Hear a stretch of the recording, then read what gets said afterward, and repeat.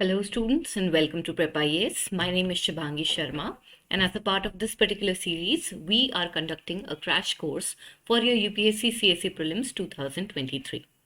Now students, as a part of this particular lecture, we are going to start with a new topic, that is the Mauryan Empire.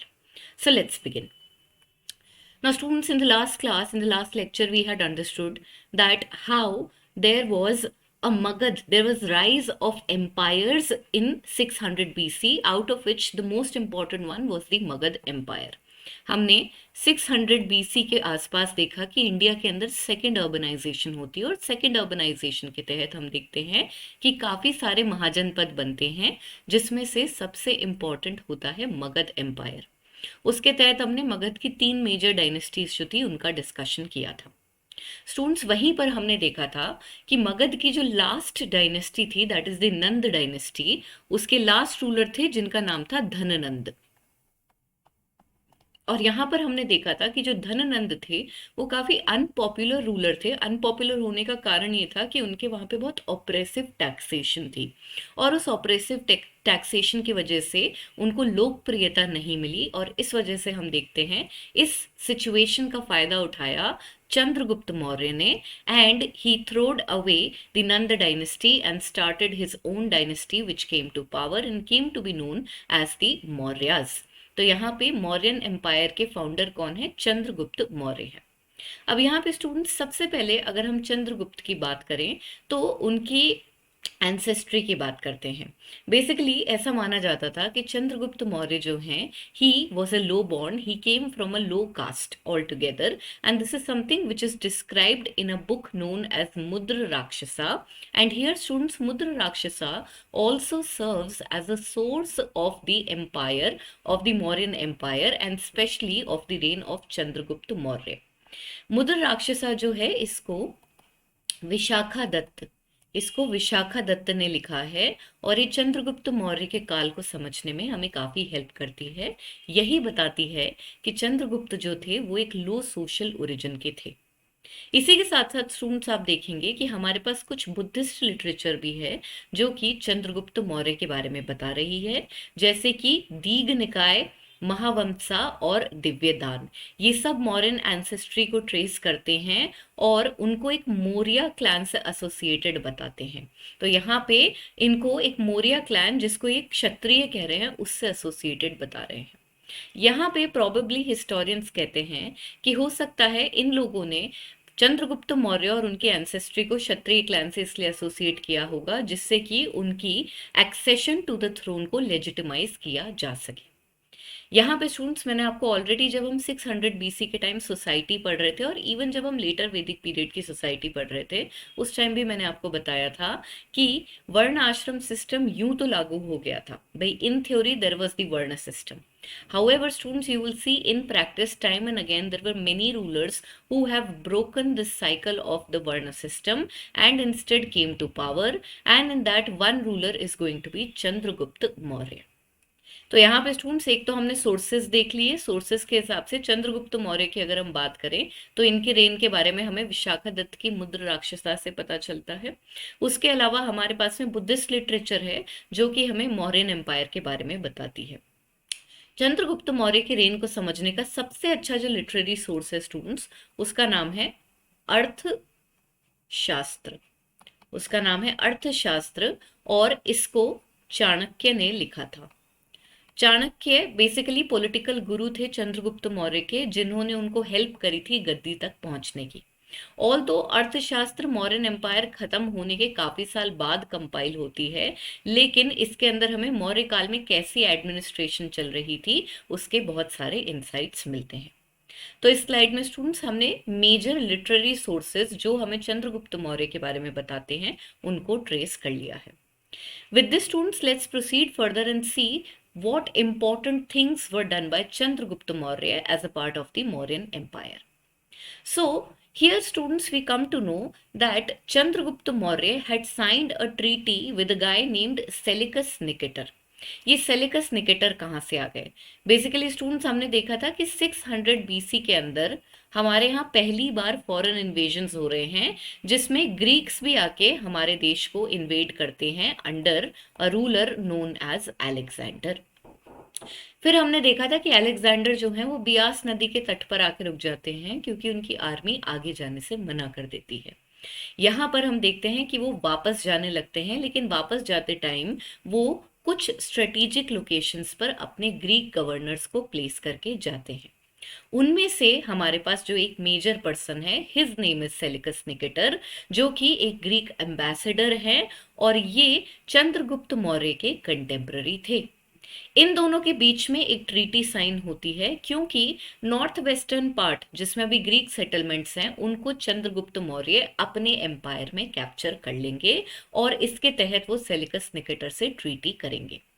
यहाँ पे ये जो treaty होती है इसकी major terms क्या हैं ये देखते हैं।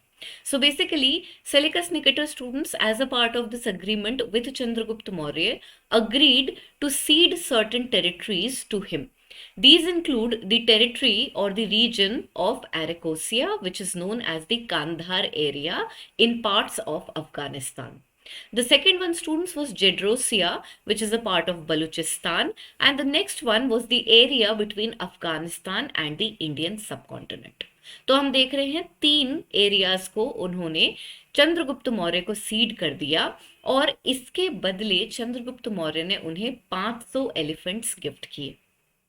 Apart from that, students, this particular treaty had also recognized the marriages between Indians and Greeks.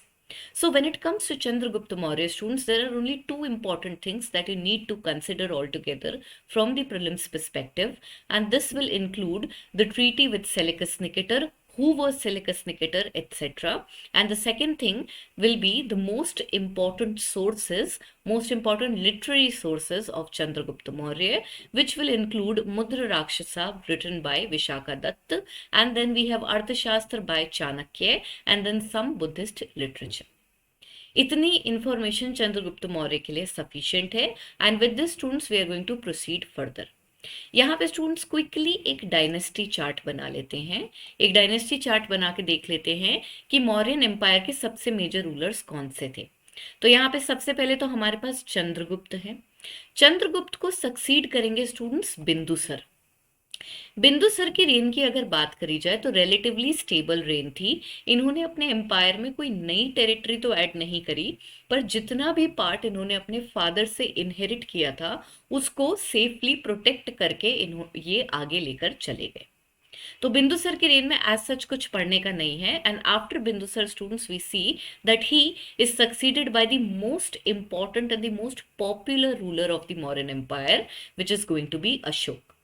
So since Bindusar's reign was relatively stable and there is nothing much that had been happening, we are going to directly jump forward towards Ashok. So let's proceed further. Now students, like Chandragupta Maurya, it will be important to first trace all the important sources of the reign of Ashok. Ashok की अगर हम बात करें तो अशोक सबसे ज़्यादा popular है, सबसे ज़्यादा जाने जाते हैं, क्योंकि वो अपने पीछे छोड़ के गए हैं बहुत सारी इंस्क्रिप्शंस। स्टूडेंट्स, ये इंस्क्रिप्शंस इसलिए इम्पॉर्टेंट हैं क्योंकि ये इंस्क्रिप्शंस जो हैं इनको अशोक ने फर्स्ट पर्सन में यानी खुद कह के इशू करवाया था, और इससे हमें डायरेक्ट एक झलक मिलती है अशोक के माइंड में कि वो क्या सोच रहे थे और किंगशिप के उनके क्या आइडियाज थे। And that is why these inscriptions are of Ashok are considered to be very authentic. All right.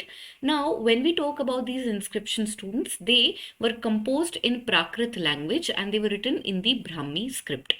Apart from that, we also find some inscriptions that are written in the Kharoshti script.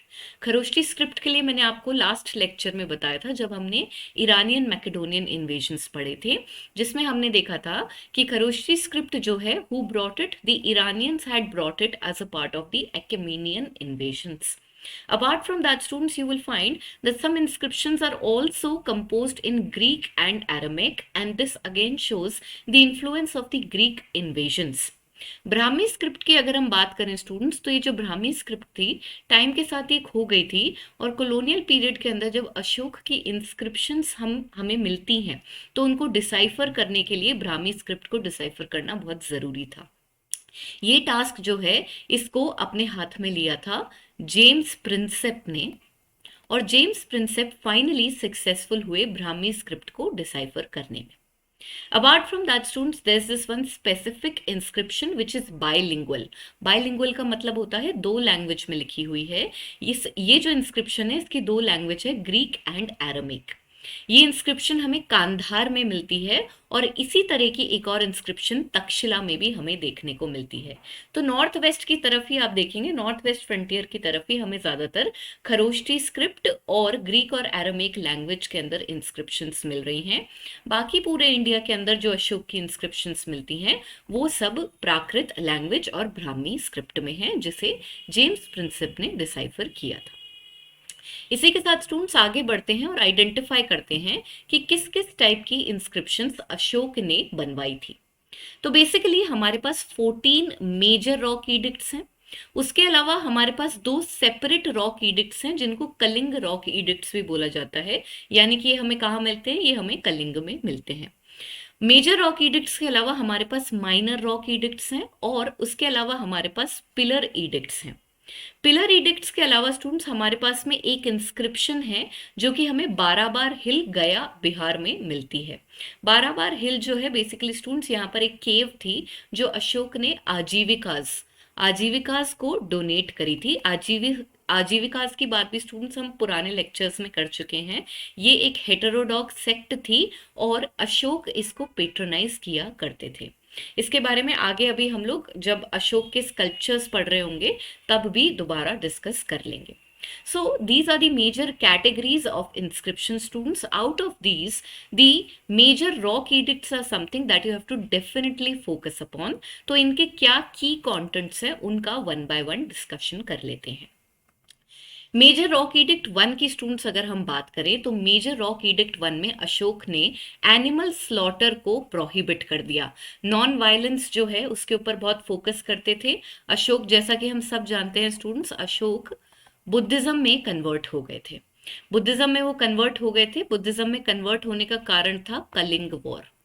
So basically Ashok ने अपने empire में एक ही major area add किया था जिसे हम बोलेंगे Kalinga. Kalinga students represents the present day state of Odisha. यहां पर आप देखेंगे जब कलिंग वॉर होता है तो वहां पे बहुत सीवियर ब्लड शेड होता है। उस ब्लड शेड के बाद में अशोक बहुत रिमोर्स, बहुत ही ज्यादा रिग्रेट फील करते हैं और इस वजह से वो बुद्धिज्म में कन्वर्ट हो जाते हैं and he gives up on war all together. इसी के बाद में स्टूडेंट्स हम देखते हैं जब वो बुद्धिज्म में कन्वर्ट हो जाते हैं तो वो बुद्धा की रिलीजियस फिलॉसफी को काफी फॉलो करना शुरू करते हैं। एंड जैसा कि हम सब जानते हैं बुद्धा नॉन वायलेंस प्रीच किया करते थे।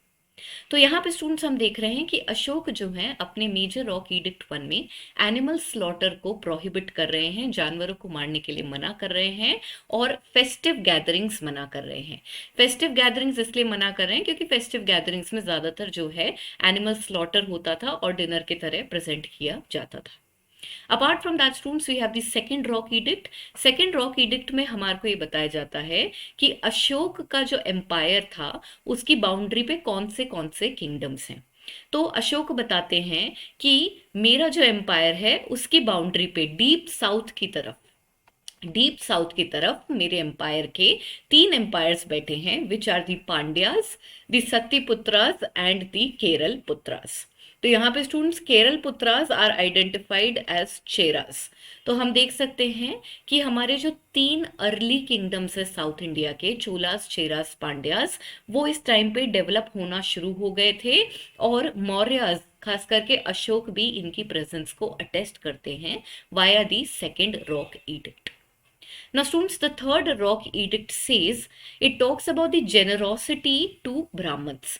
So basically अशोक की अगर हम बात करें तो वो बहुत ज़्यादा रिलीजियस टॉलरेंस को प्रमोट करते थे। वो ये कहते थे कि डिफरेंट रिलीजियस ग्रुप्स को एक साथ टॉलरेंस बिहेवियर के साथ रहना आना चाहिए। यहाँ पे वो खुद आगे से कहते हैं, चाहे से वो खुद बुद्धिस्ट हैं फिर भी वो कहते हैं कि ब्राह्मण्स के लिए भी जेनरोसिटी होनी चाहिए। Apart from that, students, this particular rock edict is also mentioning some major administrative positions in the Mauryan Empire, such as the Yuktas, who were subordinate officers. Then we have Pradeshikas, who were supposed to be the district heads. And then we have Rajakas, who were rural officers. Here in students, you will see that these administrative officers also had the duty to visit different parts of the empire in every 5 years or so and spread the Dhamma policy of Ashoka. Ashok की जो धम्म policy है इसको अभी हम आगे lecture में पढ़ेंगे। यहाँ पर आप बस ये देखें कि ये मेजर एडमिनिस्ट्रेटिव पोस्ट्स हैं जिनको रॉक एडिक्ट थर्ड के अंदर डिफाइन किया गया है और इनके तहत अशोक की धम्म पॉलिसी को प्रमोट करने की बात करी गई। Let's proceed further, students. Now we have the fourth major rock edict, and this talks about the replacement of Bheri Ghosh or the sound of war to the Dhamma Ghosh or the sound of righteousness. Basically students इसको simplify करते हैं। Major Rock Edict 4 जो है it talks about Ashok giving up on war। अभी मैंने आपको पूरी story बताई थी कि कलिंग वॉर जो है उसके बाद में इतना सारा ब्लडशेड देख के अशोक जो है वो बहुत रिग्रेट फील करते हैं और इस वजह से हम देखते हैं that he gives up on war and the major rock edict 4 is a testament against war wherein Ashok himself is realizing that as the ruler I am going to give up on war completely and in my empire the sound of war drum will be replaced by the sound of Dhamma। Next students हमारे पास rock edict 5 है जो कि एक और official को mention करती है जिनका नाम है धम्म महामात्रास। धम्म महामात्रास को स्टेट अपॉइंट करता था जो एम्पायर के अंदर और एम्पायर के बाहर भी दूसरे एरियाज के अंदर जाके भी अशोक की धम्म पॉलिसी को प्रोपोगेट करते थे और बुद्धिज्म को फैलाने की कोशिश करते थे। इसी वजह से स्टूडेंट्स हिस्टोरियंस कहते हैं कि बुद्धिज्म को इंटरनेशनल रिलीजन बनाने में सबसे बड़ा हाथ अशोक का ही रहा है। Apart from that, students, we have Major Rock Edict 6th, and the Major Rock Edict 6th talks about the welfare measures that were taken by Ashok for the people of his empire. In the 7th Rock Edict, he again talks about the religious tolerance towards all other religions, and this is something which will again be repeated in the 12th Edict. तो यहाँ पर students हम देख सकते हैं कि अशोक जो हैं वो रिलीजियस टॉलरेंस के ऊपर काफ़ी फोकस कर रहे हैं क्योंकि सोसाइटी के अंदर अलग अलग रिलीजन्स फ्लरिश कर रहे हैं। एक तो है हमारे पास में ब्राह्मणिकल कल्चर, उसके अलावा हमारे पास में है बुद्धिस्ट और उसके अलावा हमारे पास में है जैन। तो यहाँ पे अशोक जो हैं वो बार बार इस बात पे फोकस करते हैं कि आपस में एक दूसरे को नीचा दिखाने से बेटर है कि हम एक दूसरे को टॉलरेट करें और एक दूसरे की रिस्पेक्ट करें। Let's proceed further, students, towards the 8th Rock Edict, and this describes Ashok's first Dhamma Yatra to Bodh Gaya and Bodhi tree. तो यहाँ पे अशोक अपने धम्म महामात्रास के अलावा खुद भी इन पर्सन अपने एम्पायर के अंदर जाते थे और अपनी धम्म फिलॉसफी को और बुद्धिज्म को प्रोपोगेट किया करते थे। यहाँ पे स्टूडेंट्स उन्होंने जो पहली धम्म यात्रा करी थी वो बोध गया और बोधि ट्री को विजिट करने के लिए की थी। ये वो जगह है जहाँ पे बुद्धा को एनलाइटनमेंट अचीव होती है। Next, students, we have the 9th Rock Edict, and this condemns popular ceremonies and stresses on Dhamma.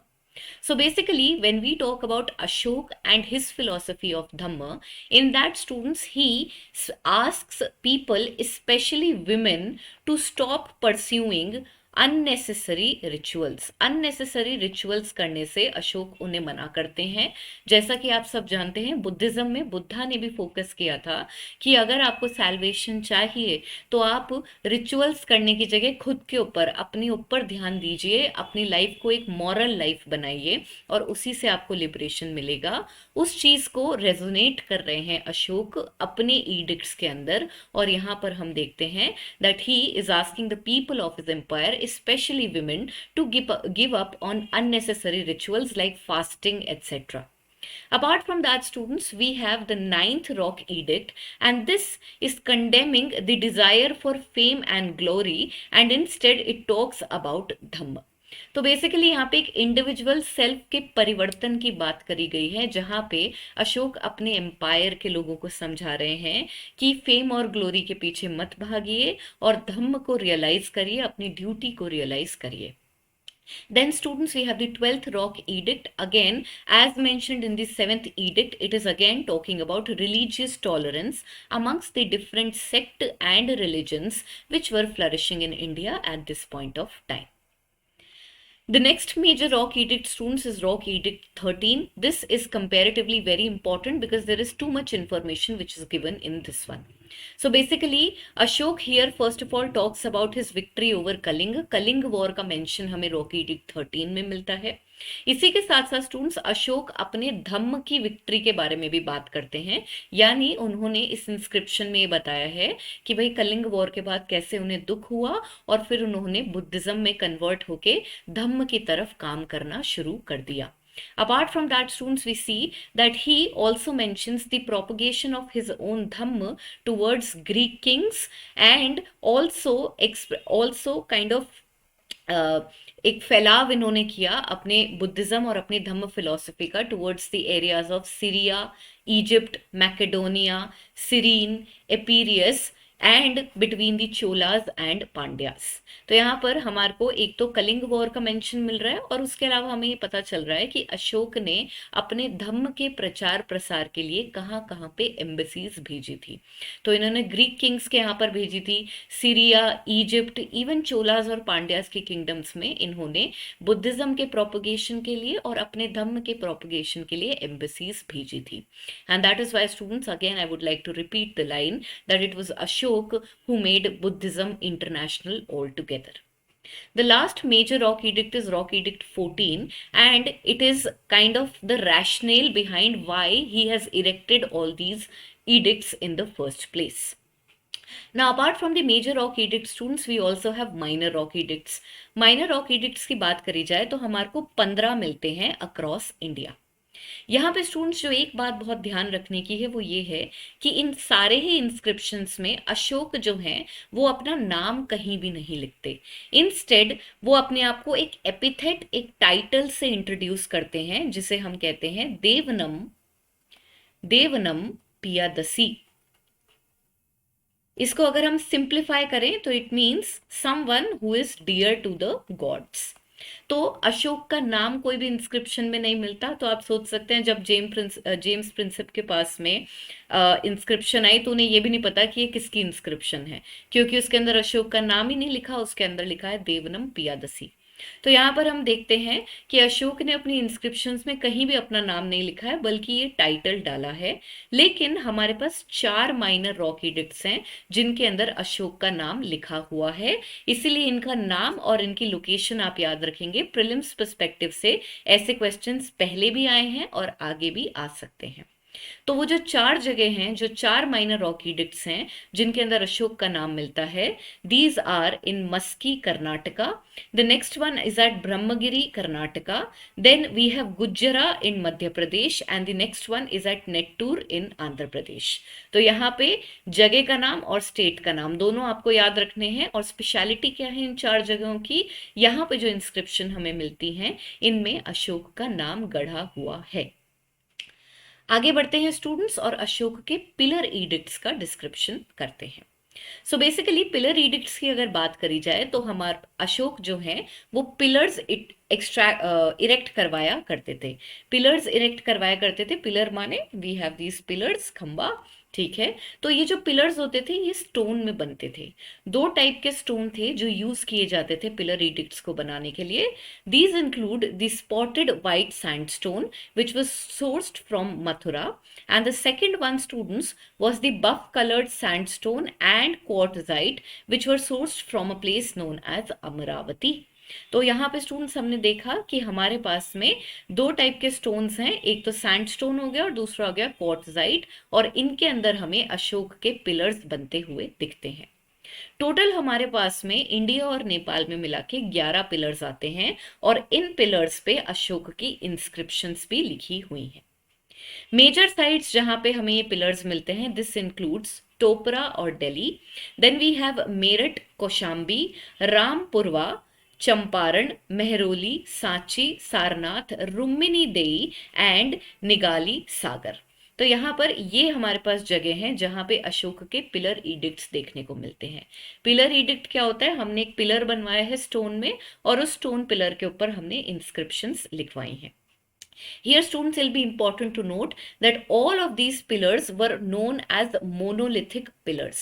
Monolithic pillars थे ये। monolithic का मतलब ये होता है कि एक ही रॉक के अंदर से पूरा पिलर बनाया गया है, एक ही स्टोन के अंदर से पूरा पिलर बनाया गया है। So students, this was by and large the major discussion of all the Ashokan inscriptions. इनके ऊपर previous years में काफ़ी questions आते हैं, तो इनके नाम, इनकी location और इनके key contents आपको definitely prelims perspective से याद रखने हैं। With this students, let's proceed further and understand about the Dhamma philosophy of Ashok. Students, अगर हम अशोक की धम्म फिलॉसफी की बात करें तो it is different from the Buddhist Dhamma. Why? Because the Buddhist Dhamma was by and large a religious philosophy, whereas if we talk about the Dhamma philosophy of Ashoka, it is more of a political philosophy in which he is kind of giving command to the people of his country so as to how they can be good citizens via following his political Dhamma philosophy. यहाँ पर students आप देखेंगे कि अशोक ने क्या कोशिश करी, वो अटेम्प्ट कर रहे हैं कल्चरल होमोजेनिटी बनाने की अपनी धम्म फिलॉसफी को इंट्रोड्यूस करके। हियर इनका जो मेजर फोकस है that is towards toleration and general good behaviour. Toleration की अगर हम बात करें तो रिलीजियस टॉलरेशन जो है इनके इडिक्ट्स में भी बार बार रिफ्लेक्ट होता है। बार बार ये इस बात पर फोकस करते हैं कि आपस में एक दूसरे को टॉलरेट करना सीखिए, अगर कोई दूसरे रिलीजन का है तो भी उनकी तरफ रिस्पेक्ट शो करिए। Apart from that, students, his Dhamma philosophy also talks about showing respect and consideration towards the people who are lower in their background, such as the slaves and the servants. Also, it speaks about showing obedience towards the elders and generosity towards the poor and needy. Religious tolerance के अलावा students society के जो नीचे वर्ग के लोग हो गए उनकी तरफ भी रिस्पेक्ट और कंसिडरेशन दिखाने की बात करते हैं अशोक, और वो अपनी प्रजा को ये समझाना चाहते हैं कि आपको इस तरह से अपना जीवन व्यापन करना चाहिए। अगर हम एक्चुअली उनकी धम्म फिलॉसफी की बात करें तो सबसे ज्यादा वो दो बातों पे फोकस कर रही है, एक तो रिलीजियस टॉलरेशन और दूसरा इसका पिलर है नॉन वायलेंस। नॉन वायलेंस के तहत स्टूडेंट्स अशोक क्या करते हैं, अपनी नॉन वायलेंस की फिलॉसफी को प्रमोट करने के लिए अशोक एनिमल सैक्रिफाइस को बैन करवा देते हैं। ये हमने अभी अभी इनकी इडिक्ट्स के अंदर भी पढ़ा है। So he puts a ban on animal sacrifice. Capital के अंदर कंप्लीट बैन लगा देते हैं और जो दूर दराज के रीजन्स हो गए उनको भी लिमिटेड परमिशन देते हैं एनिमल स्लॉटर की। अपार्ट फ्रॉम दैट स्टूडेंट्स काफी सारे वेलफेयर मेजर्स की भी बात होती है अशोक की धम्म फिलॉसफी में, जैसे कि planting of trees, digging of wells etcetera. ये वेलफेयर मेजर्स जो हैं ये एक तरह से अपने सिटीजन्स को भी कह रहे हैं कि आपको भी इन वेलफेयर मेजर्स के अंदर पार्टिसिपेट करना चाहिए। तो यहाँ पे स्टूडेंट्स इस स्लाइड का की टेक अवे क्या है? नंबर 1, अशोक की धम्म फिलॉसफी बुद्धिस्ट धम्म फिलॉसफी से अलग है, क्योंकि बुद्धिस्ट धम्म फिलॉसफी रिलीजियस है नेचर में, जबकि अशोक की धम्म फिलॉसफी पॉलिटिकल है नेचर में, और अपने सिटीजन्स को ये एक तरह से एक क्यू दे रहे हैं कि एम्पायर में आपको कैसे रहना है। दो मेजर पिलर्स जो हैं इनकी धम्म फिलॉसफी के, एक है रिलीजियस टॉलरेशन और दूसरा है नॉन वायलेंस, और इन दोनों को कंसिडरेशन में रखते हुए अशोक काफी सारे मेजर्स भी लेते हैं। अपार्ट फ्रॉम दिस स्टूडेंट्स आप देखेंगे कि अपनी धम्म फिलॉसफी के तहत अशोक सेरेमनीज और सैक्रिफाइसेस के ऊपर अटैक करते हैं और उनको मीनिंगलेस बताते हैं। यहाँ पे वो स्पेसिफिकली अपने एम्पायर की विमेन की तरफ गुहार लगाते हैं कि अननेसेसरी के रिचुअल्स, फास्टिंग एटसेट्रा इनको करने का कोई मतलब नहीं है, ये मीनिंगलेस है। However, students, will be important to note कि अशोक का ये आइडिया जो है ये किसको नाराज करने वाला है, ये किसकी दुकान बंद कर देगा? ये ब्राह्मण्स की दुकान बंद कर देगा, क्योंकि अगर रिचुअल्स नहीं होंगे तो ब्राह्मण्स का रोल क्या रह जाएगा सोसाइटी में। तो यहाँ पर हम देखते हैं कि ब्राह्मण्स जो हैं वो अशोक से चिढ़ रहे हैं because he is attacking their profession. Apart from that, students, as I've already told you, he's instituting a group of officers known as Dhamma Mahamatras, whose role is to visit different parts of the empire and publicize the aspects of Ashok's Dhamma philosophy, which is political in nature. Moreover, because Ashok was so fond of Buddhism, he decided to propagate the tenets of Buddhism even outside his empire. And considering that, he sent many embassies outside India, such as in Egypt, Sri Lanka, Greece, etc., to propagate the philosophy of Buddhism. And this is the reason why we have been consistently saying that Ashok made Buddhism an international religion.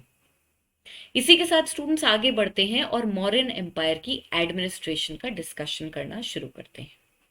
So basically अगर हम Mauryan empire की बात करें तो Mauryan empire was a huge centralised empire और इनकी economy की अगर बात करी जाए तो इनकी इकोनॉमी बहुत स्ट्रांग थी.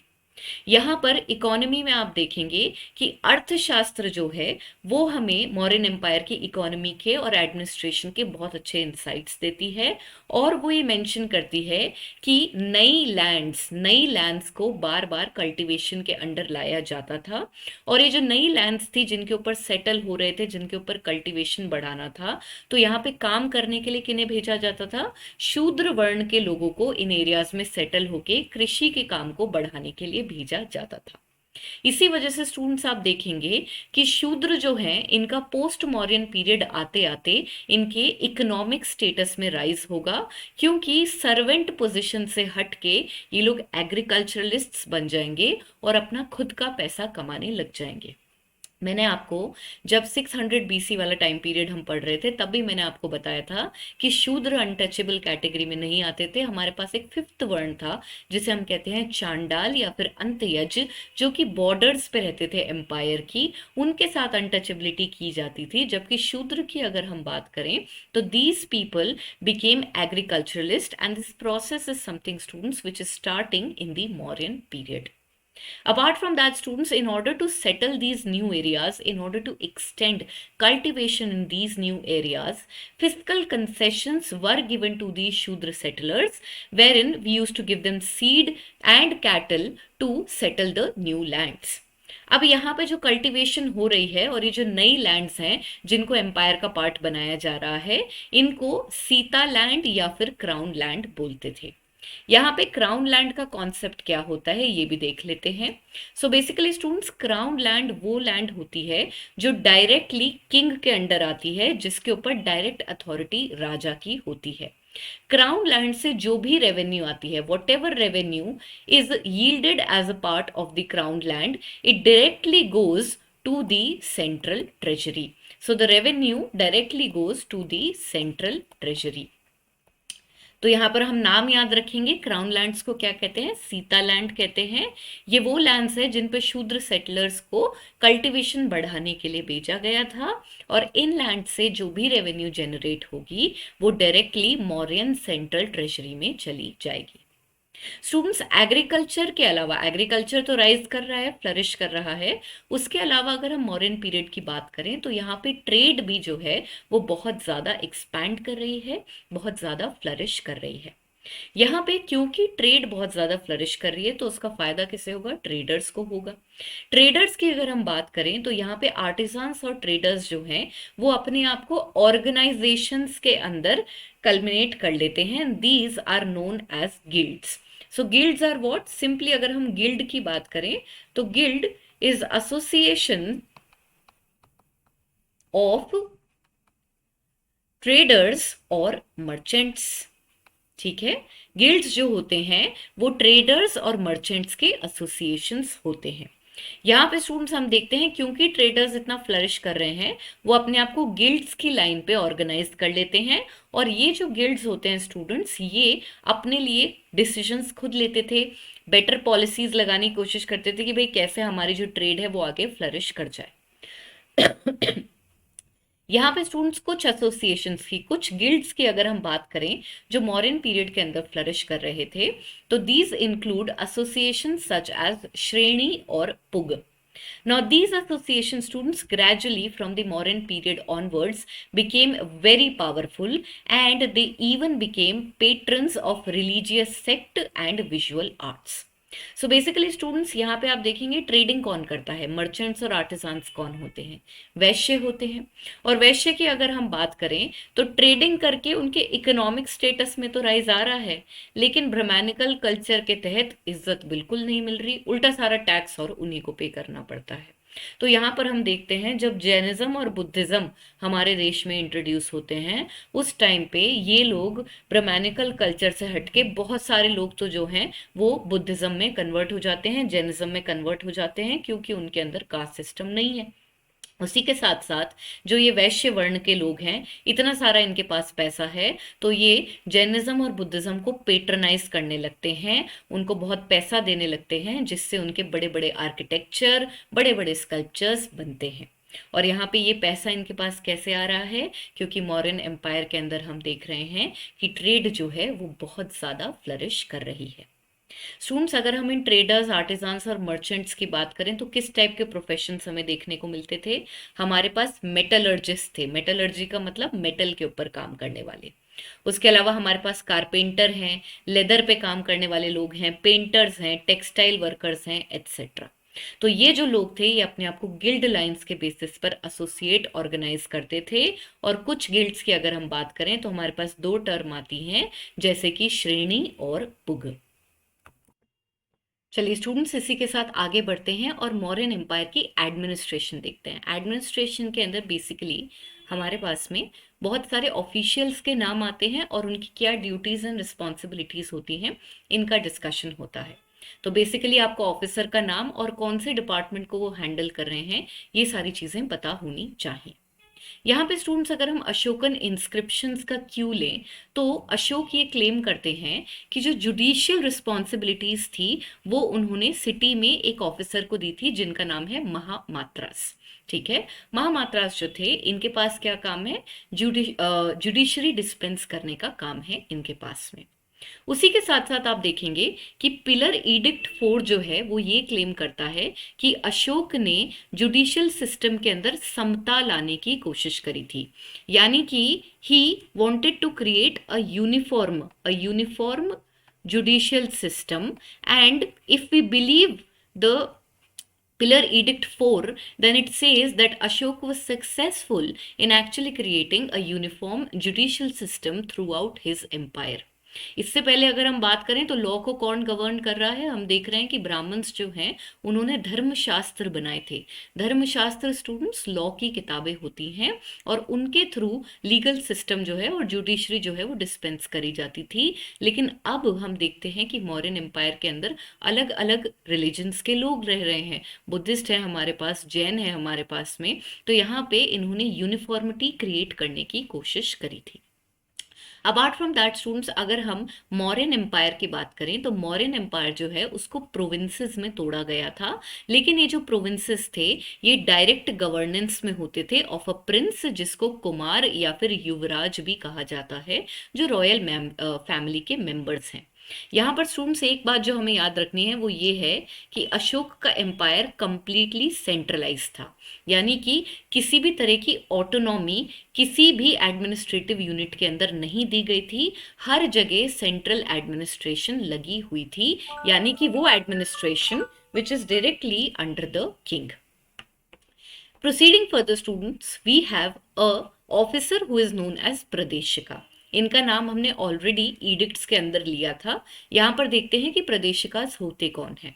प्रदेशिका बेसिकली वो ऑफिसर्स होते थे जो कि ऑडिट परफॉर्म करते थे। ठीक है, ऑडिट परफॉर्म करते थे और प्रोविंशियल एडमिनिस्ट्रेशन जो होती थी वो इनके अंडर आती थी। Apart from that students, judicial officers की अगर हम बात करें तो उनको राजुकाज कहा जाता था और इनको अर्बन और रूरल दोनों ही एरियाज के अंदर एम्प्लॉय किया जाता था। यहाँ पर ये लोग जुडिशियल फंक्शंस तो परफॉर्म कर ही रहे हैं, उसी के साथ साथ रेवेन्यू असेसमेंट का जो काम था वो भी इन्हीं के अंडर आता था। तो प्रदेशिकास कौन होते हैं, राजुकास कौन होते हैं, प्रोविंसेस को डायरेक्टली कौन गवर्न कर रहा है, ये सारी चीजें हमें पता होनी चाहिए। इसी के साथ स्टूडेंट्स आगे बढ़ते हैं और ये देखते हैं कि मौर्यन एम्पायर की आर्मी कैसी थी। आर्मी में जो कमांडर इन चीफ होते थे उन्हें हम कहते थे सेनापति, और सेनापति जो थे ये नेक्स्ट इंपॉर्टेंट पोजीशन थी just next to the emperor, और इसको एम्परर जो है वो डायरेक्टली खुद अपॉइंट किया करते थे। आर्मी के अंदर आप देखेंगे हमें किस तरह के लोग देखने को मिलेंगे। हमारे पास इन्फेंट्री है, इन्फेंट्री माने पैदल सेना। उसके अलावा हमारे पास में कैवलरी है, कैवलरी माने घुड़सवार। उसके अलावा हमारे पास चैरियट्स हैं, हॉर्स चैरियट्स, एलिफेंट फोर्सेस हैं, और उसके अलावा हमारे पास नेवी भी है। तो मौर्यंस के पास में नेवी भी थी, उसके अलावा घुड़सवार हैं, पैदल सेना है, हॉर्स चैरियट्स हैं, और एलिफेंट्स का यूज भी किया जाता था मौर्यन आर्मी के अंदर। Apart from that, students, one of the most important points that you have to remember is that the entire army was paid in cash, and even the administrative officials were paid in cash. तो यहाँ पे किसी भी तरह से kind में payment नहीं होता था, कंप्लीट पेमेंट कैश में होता था। और इसीलिए हिस्टोरियंस ये मानते हैं कि एक कारण कि मौर्यन एम्पायर का अशोक के बाद डिक्लाइन होने लगता है वो ये है कि central machinery, central administrative machinery में इतने सारे ऑफिसर्स थे और उन सबको कैश में पेमेंट किया जाता था, और इस वजह से कैश का जो डिपॉजिट है वो कम होने लग गया और धीरे धीरे मौर्यन एम्पायर डिक्लाइन हो गया। इसी के साथ स्टूडेंट्स आगे बढ़ते हैं और देखते हैं कि भाई रेवेन्यू सेगमेंट के अंदर क्या हो रहा था, किस तरह की टैक्सेशन थी, एटसेट्रा। हमारे पास यहाँ पे दो मेजर ऑफिसर्स के नाम आते हैं, जिसमें से एक है समहर्त, और समहर्त रेवेन्यू डिपार्टमेंट के चीफ थे। उसके अलावा हमारे पास में आते हैं Sannidhata, and he was the treasurer of the treasury. Okay. Apart from that, students, you will see that there were two major taxes which were levied on the citizens of the Mauryan Empire, and these were Bali and भाग। बलि की students अगर हम बात करें तो बलि एक religious tax है जिसका नाम हम वैदिक पीरियड से पढ़ रहे हैं। ऋग्वेदिक पीरियड में बलि एक वॉलंटरी टैक्स होता था, यानी कि अगर आप देना चाहते हैं तो आप दीजिए, वरना आप मत दीजिए।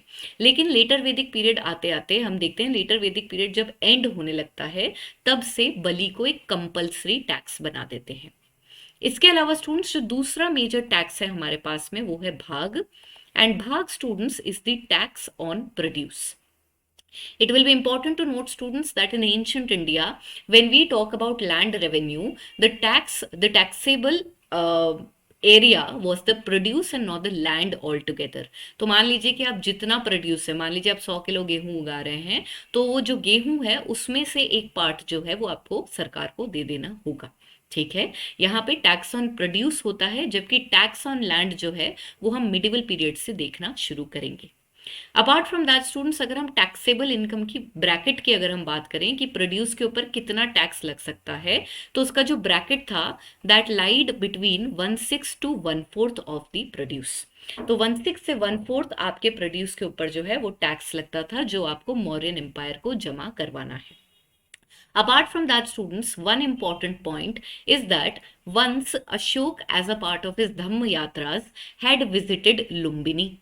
लुम्बिनी क्या है? लुम्बिनी नेपाल के अंदर है, and it is the birth place of Lord Buddha. तो धम्म यात्रा के तहत अशोक लुम्बिनी विजिट करते हैं, और यहाँ पर अपनी विजिट को कमेमोरेट करने के लिए एक इंस्क्रिप्शन लगाते हैं जिसका नाम है लुम्बिनी इंस्क्रिप्शन, जिसको हम रुम्मिनी देई, क्योंकि करंट नेम इसका रुम्मिनी है, तो रुम्मिनी देई इंस्क्रिप्शन भी हम इसको बोलते हैं। यहाँ पे स्टूडेंट्स, क्योंकि जब ये लुम्बिनी विजिट करते हैं और इस इवेंट को वो कमेमोरेट करना चाहते हैं, इस वजह से वो लुम्बिनी के लोगों को एक कंसेशन भी देते हैं। इस कंसेशन के तहत वो लुम्बिनी विलेज के लोगों को बलि पेमेंट देने से एग्जेम्प्ट कर देते हैं, और भाग जो है उसके ब्रैकेट को रिड्यूस करके सिर्फ 1/8 कर देते हैं। यानी कि टैक्स ऑन प्रोड्यूस लुम्बिनी के अंदर सिर्फ 1/8 है, लेकिन बाकी जगह पे it is between 1/6 to 1/4। All right. So with this, students, let's proceed further and also talk about the development of art in the Mauryan Empire. Mauryan empire के स्टूडेंट्स अगर हम बात करें तो इंस्क्रिप्शंस के अलावा हम देखते हैं बहुत सारे स्कल्पचर्स भी बनने लगे हैं। ये जो स्कल्पचर्स हैं स्टूडेंट्स, ये दो तरीके के होते थे। इन स्कल्पचर्स में हम देख रहे हैं कि हमारे पास में कोर्ट आर्ट है और उसके अलावा हमारे पास में पॉपुलर आर्ट है, और इन दोनों के तहत ही अलग अलग टाइप के स्कल्पचर्स बनाए जाते थे। यहाँ पे स्टूडेंट्स एक बात जो आपको एज अ कॉशन बहुत अच्छे से नोट करके रखनी है वो ये है कि बुद्धा की मूर्तियां मौर्यन एम्पायर में, मौर्यन पीरियड में नहीं बन रही हैं। क्योंकि हम देखते हैं बुद्धा की मूर्तियां कब बननी शुरू होती है, जब महायान फॉर्म ऑफ बुद्धिज्म आता है। और महायान फॉर्म ऑफ बुद्धिज्म कब आएगा, 1st century एडी में आएगा। तो उससे पहले बुद्धा की आइडल्स नहीं बन रही हैं, और इसीलिए मौर्यन स्कल्पचर्स में आपको बुद्धा की मूर्तियां नहीं मिलती हैं। यहाँ पे स्टूडेंट्स अगर हम मॉडर्न स्कल्पचर्स की बात करें तो ऐसा माना जाता है कि इंडिया के अंदर जो अर्लीस्ट स्कल्पचर्स बने हैं वो मौर्यन पीरियड को ही बिलोंग करते हैं। ये जो स्कल्पचर्स हैं स्टूडेंट्स, इसके अंदर हमारे को थोड़ी बहुत रियलिज्म देखने को मिलती है, यानी कि थोड़े बहुत लाइफ लाइक हैं, पर ज्यादातर आप देखेंगे इतने ज्यादा लाइफ लाइक नहीं है ये sculptures. Apart from that, students, you will see that there is influence of a lot of foreign elements at the same time on Mauryan sculptures, such as the Achaemenid pillars and even the Greek sculptures. ये influence क्यों आ रहा है, क्योंकि हमने देखा था कि 600 BC में ईरानियन और मैकेडोनियन इन्वेजन्स हुए थे। ईरानियन एम्पायर को कहते हैं एकेमेनिड एम्पायर, और इसके अलावा मैकेडोनियन एम्पायर था हमारे पास। और क्योंकि इंटरमिंगलिंग ऑफ कल्चर हुई, इस वजह से स्कल्पचर्स के ऊपर हमें इन दोनों ही एरियाज का इन्फ्लुएंस देखने को मिलता है। तो यहाँ पे स्टूडेंट्स, जैसा कि मैंने आपको बताया, दो कैटेगरीज में टूटी हुई है Mauryan sculptures, and one is court art and the second one is popular art. पहले हम लोग पॉपुलर आर्ट का डिस्कशन करते हैं। पॉपुलर आर्ट वो होती है जो इंडिविजुअल स्कल्प्टर्स बना रहे हैं। ये आर्ट जो है इसको रॉयल पेट्रनेज नहीं मिल रही है, अलग से इंडिविजुअल स्कल्प्टर्स इसको बना रहे हैं। अगर हम पॉपुलर आर्ट की बात करें स्टूडेंट्स, तो इसके अंदर जो मेजर थीम थी that was dominated by the images of Yakshas और Yakshinis which are also known as Salabhanjikas, which are also known as salabhanjikas. ये जो sculptures हैं students, these are adorning the gates of major stups such as Sanchi and Bharhut. यहाँ पर आपको students architecture के तहत भी एक और पॉइंट मैं बताती हूँ। सो बेसिकली अशोक की रेन में हम देखते हैं कि सांची और भरहूत के अंदर अशोक ने स्तूप बनवाए थे। लेकिन ये जो स्तूप हैं ये बहुत ही सिंपल स्ट्रक्चर्स हैं। The stupas are relatively simple structures all together, और इनको ब्यूटिफाई जो करेंगे वो आगे जाके पोस्ट मौर्यन रूलर्स करेंगे। लेकिन सांची और भरूच की जो फाउंडेशन है वो अशोक के काल में ही हो गई थी। इसी के साथ साथ आप देखेंगे कि हमारे को बहुत ही ब्यूटीफुल पॉपुलर स्कल्पचर्स देखने को मिलते हैं, और इनकी थीम की अगर हम बात करें तो हमारे पास में है यक्षास और यक्षिनीज की इमेजेस। यक्षिनीज को स्टूडेंट्स सलभंजिका भी बोला जाता है।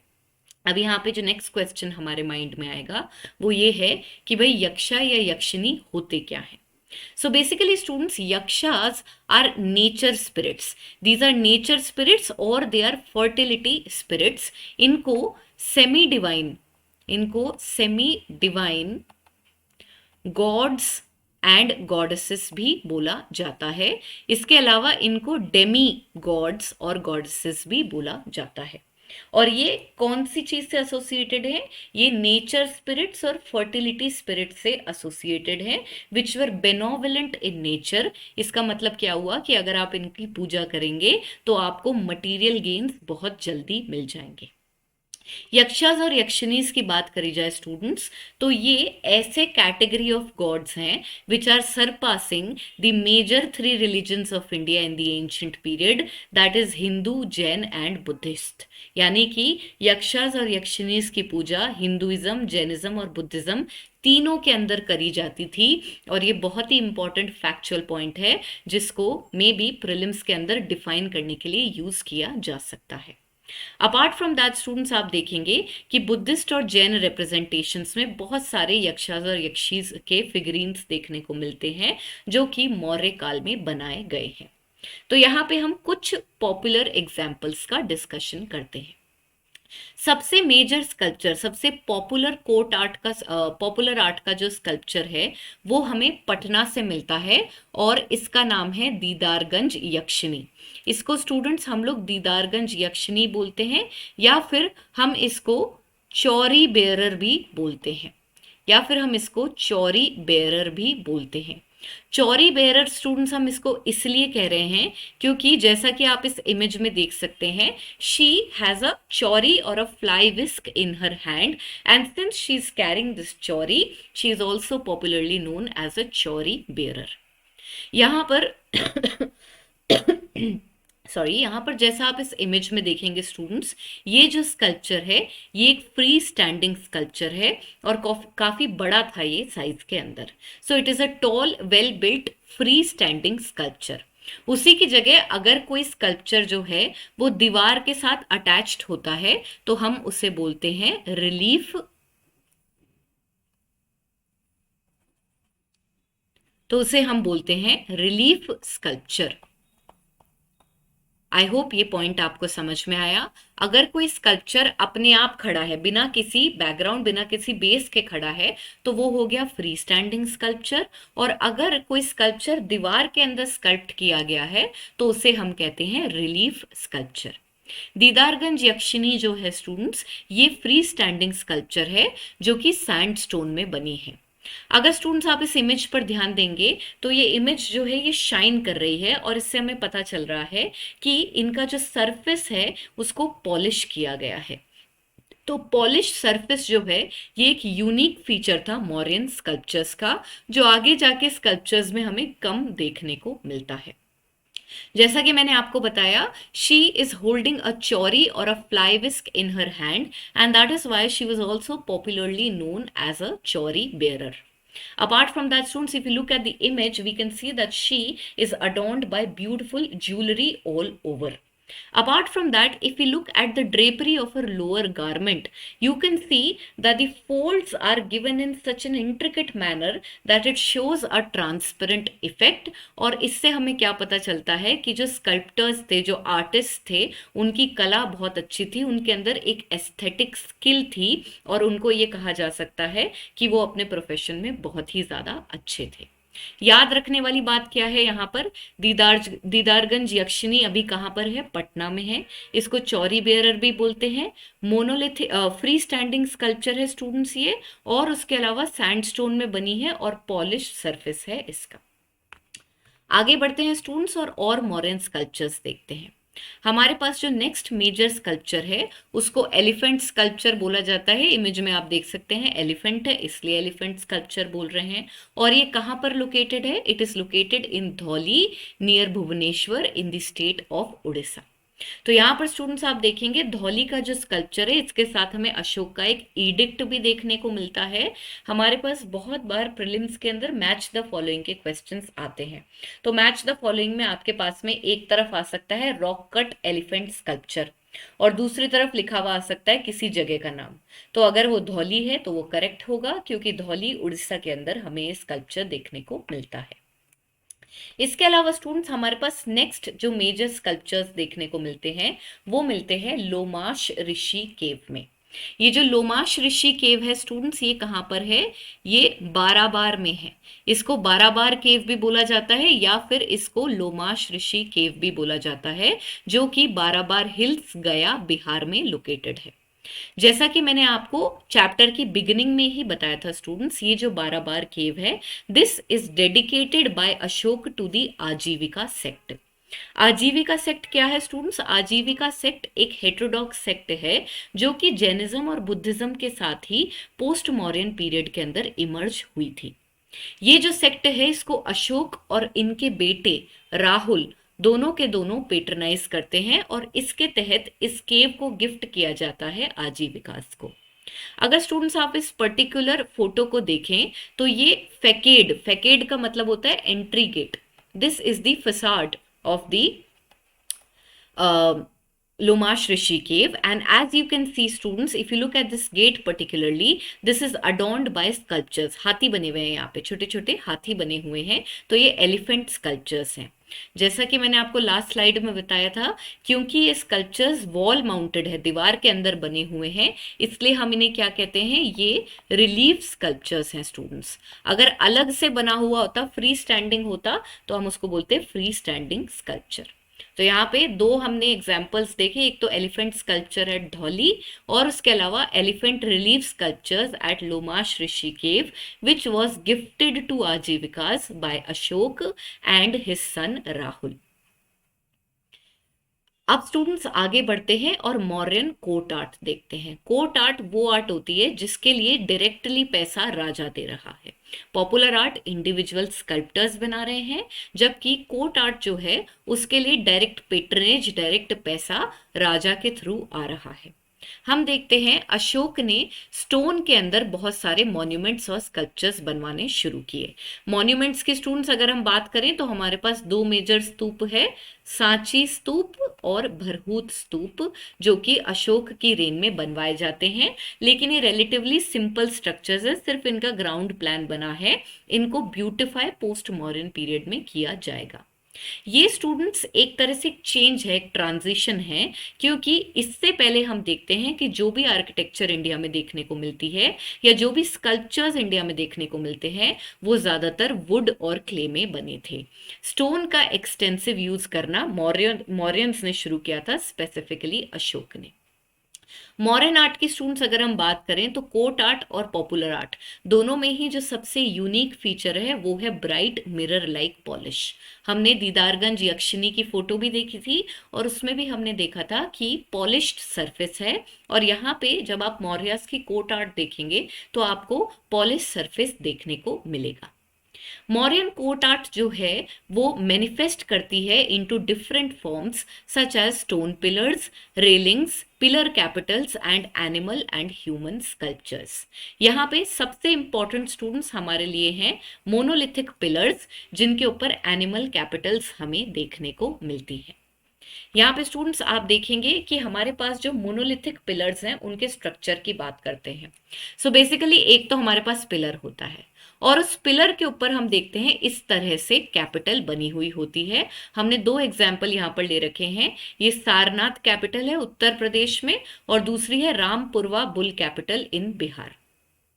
एनिमल कैपिटल की अगर हम बात करें स्टूडेंट्स, तो जो एनिमल कैपिटल होती थी उसमें एक सिंगल एनिमल भी हो सकता है, जैसे कि रामपुरवा बुल कैपिटल है, या फिर आप मल्टीपल एनिमल्स भी देख सकते हैं, जैसे कि सारनाथ कैपिटल के अंदर हमें 4 लायन देखने को मिलते हैं। अगर हम कैपिटल, एनिमल कैपिटल की स्पेसिफिकली बात करें तो उसके अंदर हमारे को 3 चीजें देखने को मिलती है, 3 आर्किटेक्चरल फीचर्स देखने को मिलते हैं, स्कल्पचर फीचर्स देखने को मिलते हैं। इसके अंदर स्टूडेंट्स हमारे पास में एक तो बेस होता है, इस बेस को हम बोलते हैं bell base.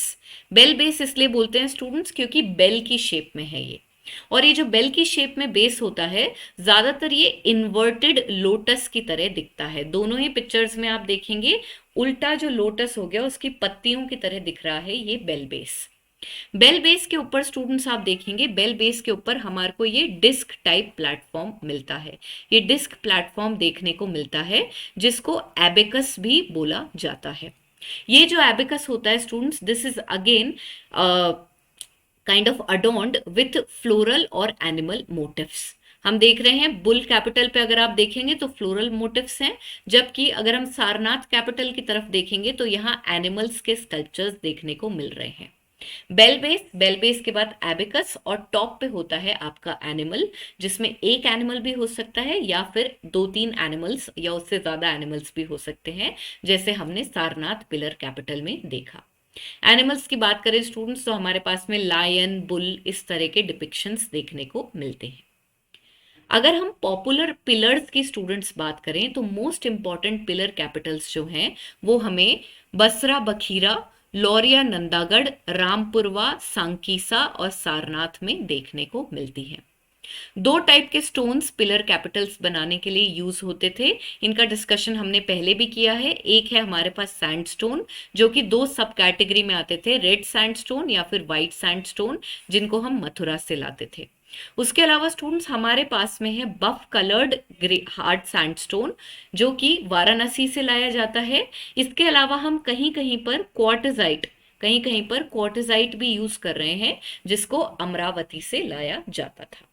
Apart from that students, आप देखेंगे कि जितने भी ये पिलर कैपिटल्स बने हैं, इन सब में यूनिफॉर्मिटी देखने को मिलती है, यानी कि एक जैसे दिखते हैं ये। और इसकी वजह से हिस्टोरियंस जो हैं ये अंदाज लगाते हैं कि जो स्कल्प्टर्स थे, जो क्राफ्टमैन थे, वो सब सेम थे, एक ही ग्रुप ऑफ पीपल थे जो कि अलग अलग जगह पर जाकर इन मोनोलिथिक पिलर्स को बना रहे थे। सबसे इंपॉर्टेंट स्टूडेंट्स हमारा कौन सा एनिमल कैपिटल है? सबसे इंपॉर्टेंट है आपका lion capital at Sarnath. Why? Because if we look at the animal capital, यहां पर अगर हम देखें तो आप ये बेल बेस हटा दें, जस्ट बेल बेस को माइनस कर दें, तो ये जो इतना पार्ट है animal capital plus the abacus, this also serves as the emblem of India. This also serves as the emblem of India, and that is why this is the most important pillar capital located at Sarnath. Apart from that, students, you will see that the Rampurva capital is equally important, and apart from that we have another lion capital. इसमें एक single lion है जो कि हमें लौरिया नंदागढ़ में देखने को मिलता है। तो इसी के साथ स्टूडेंट्स हमारा मौर्य के मेजर स्कल्पचर्स का डिस्कशन खत्म होता है। याद रखने वाली बात क्या है कि मौर्यन स्कल्पचर सोचते ही हमारे माइंड में आता है कि क्या पता अशोक इतने बड़े बुद्धा के फॉलोवर थे तो बुद्धा की मूर्तियां बनती होंगी, लेकिन मैंने आपको बताया है बुद्धा की मूर्तियां महायान पीरियड से बनना शुरू होंगी, जो कि फर्स्ट सेंचुरी एडी यानी कि पोस्ट मॉडर्न पीरियड में शुरू होगा।